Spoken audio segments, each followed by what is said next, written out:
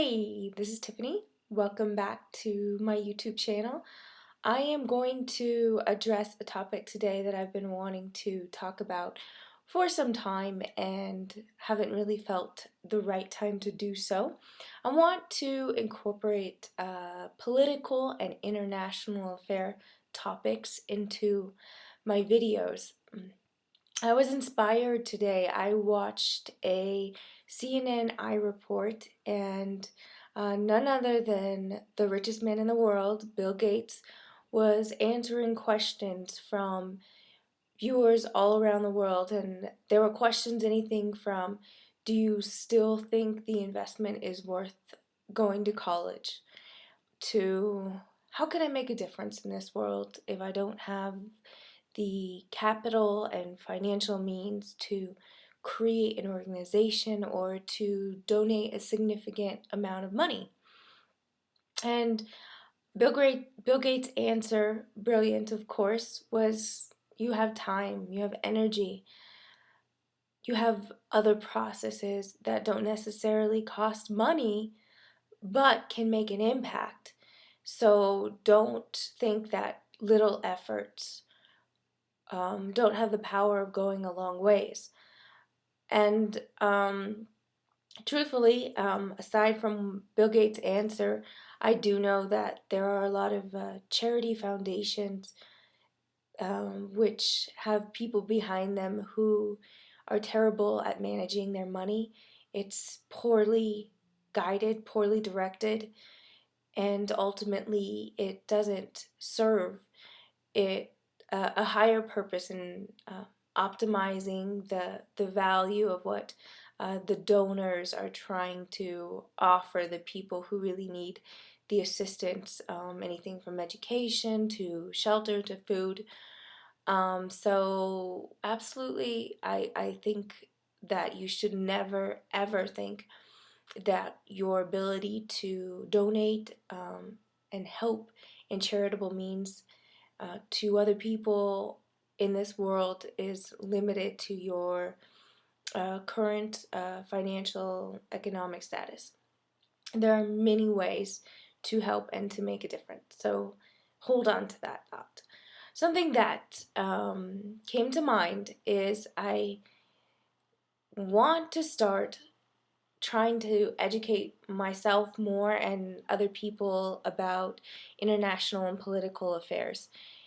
We avoid political topics like the plague, and it seems that our country is buried in deep every election year, presidential election year, when we can no longer avoid the issues anymore, and nobody really knows what's going on. And I understand sometimes um, politics aren't for everyone. People aren't interested in those subjects.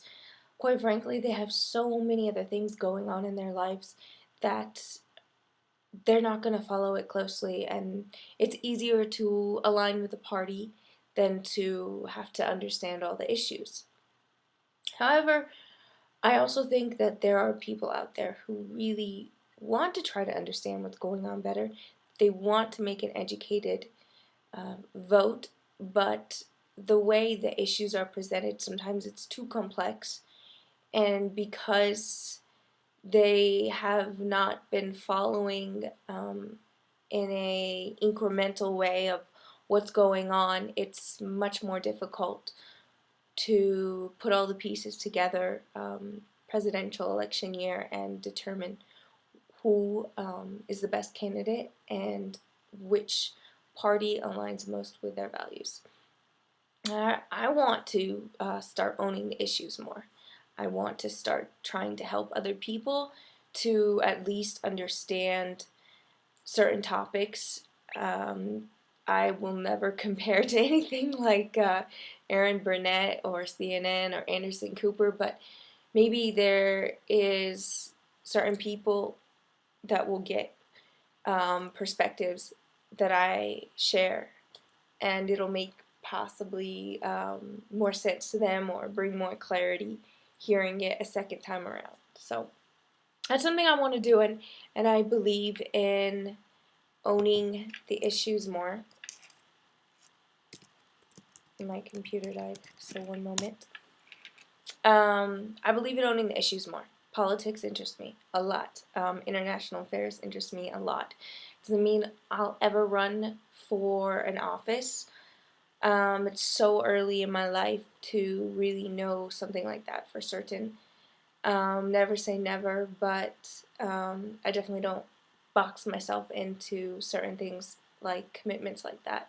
However, I do believe if you are eyeing something like that, that you have to start early, and you have to really try to. It's not necessarily about preparing yourself for a win, but if you want to be a good politician, you have got to just know the issues as much as you can to be able to offer our country insight, direction, and wisdom that is top of the line. That I do believe. And once again, I'm not saying anything about myself personally. So what I want to talk about, couple things. So I wrote a blog recently, a couple blogs. One was about Senator John McCain and Dan Rathers, and both were commenting on our involvement or possible involvement in Syria. They were talking about the events and what's going on. And then also, I wrote another blog about the Republicans and the Democrats, and how I truly feel that one of our problems as a country, besides the fact that there are large groups of people that don't care about politics, and there are other large groups of people that it just feels so complex and over their head at this point that they don't even know where to begin. And then there are other groups of people, and maybe this other group is truly Americans, a significant portion of Americans, and I see this all the time. We are so emotionally charged when it comes to politics that we're not even rational. We really don't know the issues or the facts. We just shoot our guns off. And I mean, even you can see that now with the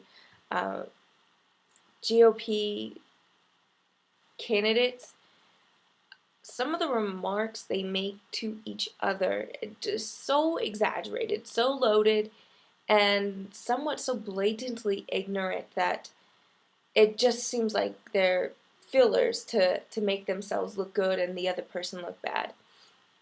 Something that I believe is really pivotal in the progress of our country is when we can get to a point where we can understand that as Republicans, Democrats, Independents, and anything in between that there are issues here. And yes, we have different beliefs, different social beliefs, different religious beliefs, different economic beliefs. And I know all of those belief systems, humans, we hold on to them emotionally, and it's, we don't want to let them go. It's part of our identity. But if we cannot learn to somewhat put aside our emotions, we're never going to progress as our country. And I want to simplify this. It's like relationships.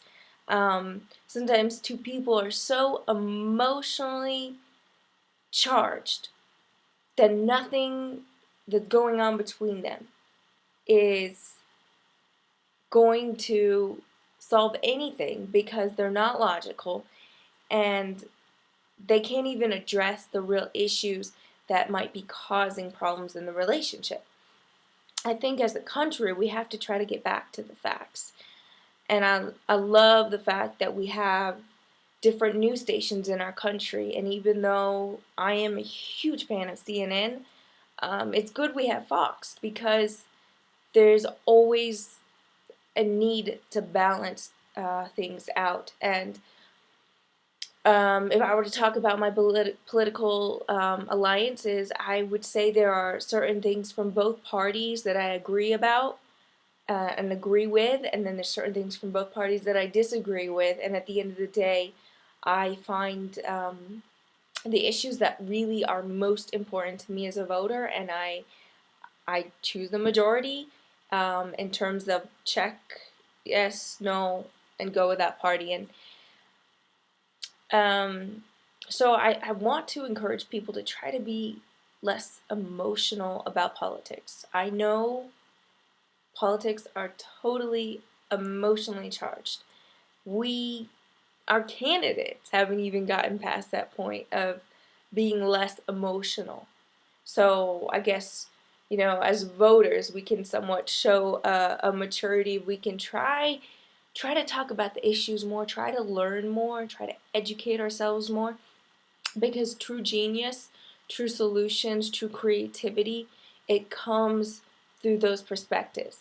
And being bombarded by emotions is not going to pull us through as a country, and we're not going to develop new systems or possibly an independent party someday that that will give us those solutions that I believe that are on the forefront for us.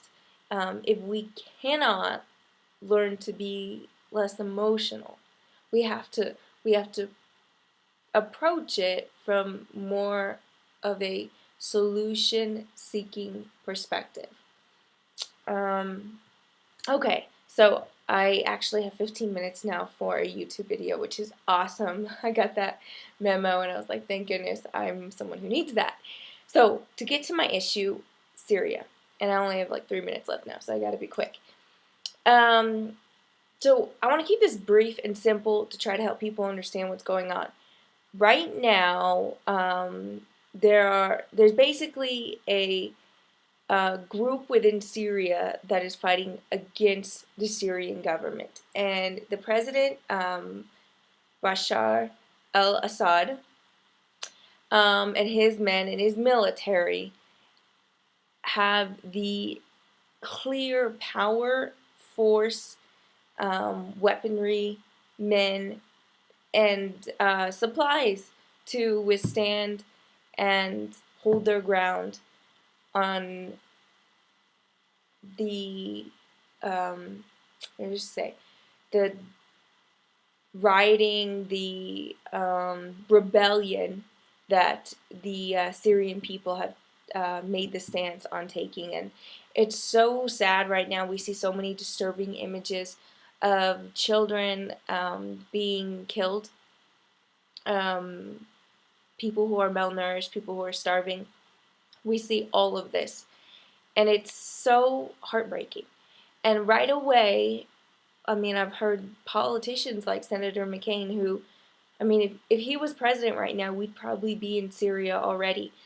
And as much as I am a person who wants to be the Superman of the world, Superwoman of the world, I think there comes a point in our international and political policies that we have to realize that as a country, as America, we are a player in the game, but we are not God.